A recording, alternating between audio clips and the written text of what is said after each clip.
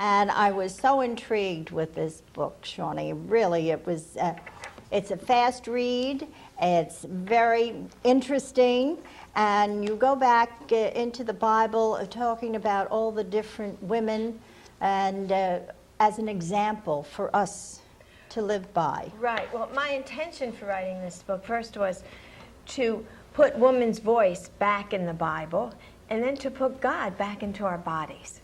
Oh. And so what I did in studying the Bible was I uncovered 8 women that are archetypes, that are models for us as we go through the different sexual stages of our lives. So in reading this book, it's discovering our spiritual and sensual selves. And I deal with issues like self-discovery, menstruation, intercourse, marriage, even menopause, widowhood, and eldering, and how through each one of these stages the Bible can speak to us and I make it relevant to how we live our daily lives. Yes, it's an example that we can all live by, really, and sometimes it's an awakening, because many of us have been brought up with a taboo of sex, which is so wrong. And here you bring us closer to God, bringing the sexuality of oneself as part of God, as a spiritual experience, which is, I think, a beautiful way to live. And let's get rid of that taboo that we've had for so many, many years. Right, and I think it also, what I'm doing is putting woman's truth back into the words of the Bible. I'm not changing the Bible. Did you want to say? Well, yes, because I was surprised that there are so many different interpretations that you can have of the Bible, and you can interpret the Bible according to the way you want to see it.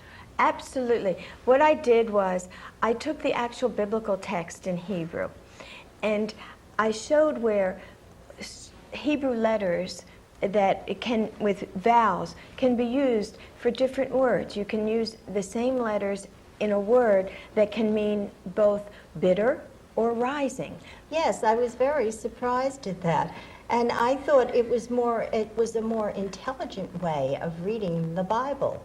The way what you brought out was to show that it can be interpreted in a nicer, better way. In a way that makes us feel more fulfilled in our own lives, makes us feel more positive and sacred about our own bodies.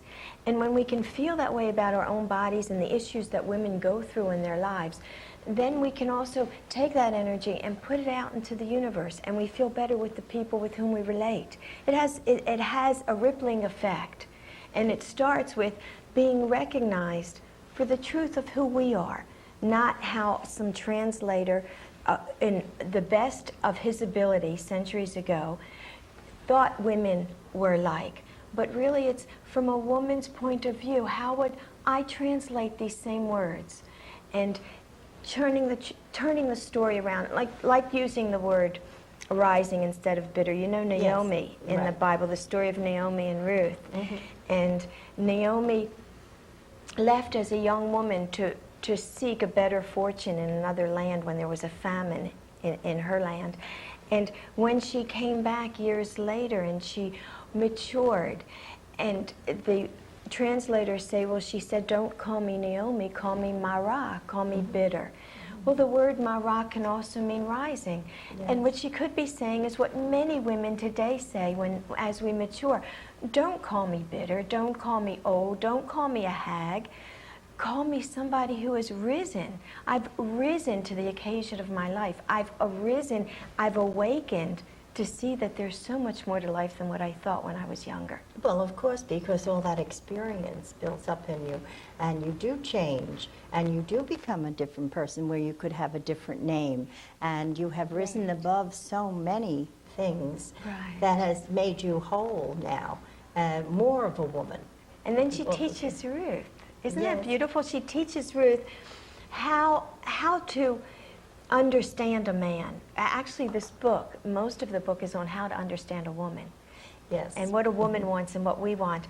But Naomi is what the ancients would call a crone. And crone means one who is crowned. Yes. She is the crowned woman in society who understands, after all this experience, that you don't go in like a bull in a china shop when you want to attract a man. You have to go where his feet are. Where's he standing? Yes, you see, that was a new revelation to me, that she lay down by his feet. Yes, going through the feet, Yes. where someone's standing, not where you want them to be, but appreciate where they're at. And then I go back, and for adolescence, and to the story of Leah. You know, Leah is kind of like the biblical ugly duckling. She wasn't pretty, she wasn't loved, she was despised, given in deception to her husband. And yet, there's something in Leah that no matter what her life was like on the outside, she mustered up on the inside that enabled the beauty to come out. And the rabbis say that whoever saw her rejoiced. Well, you don't rejoice when you see someone depressed, when you see someone homely. You rejoice when that person's beauty from the inside comes out. And so she's a template for young women and women who've never, even in the later years, who've never really explored their own bodies and felt God inside. Yes, and that's the main thing. You should feel God Yes, within you.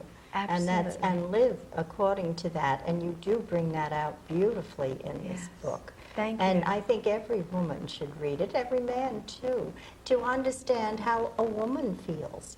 I've had men so far write to me and say, "Thank you for writing this. I can understand my partner much better." Oh, And my husband thinks it's, he's also a rabbi, and when he went to seminary as a young boy, he said they taught him sexuality before he understood what sex was all about.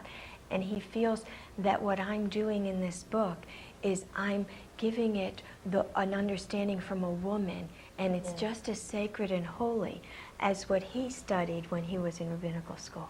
Oh, well, I think it's a beautiful way, and it's a beautiful thing that you're doing. This is, by the way, can you see? This is her husband, Philip, today, and telling us all about your book. It's called God, Sex, and Women of the Bible. And as I said to Shoni earlier, I said, I think she put a halo over Dr. Ruth. I love that. I love it. But thank you very much, and thanks.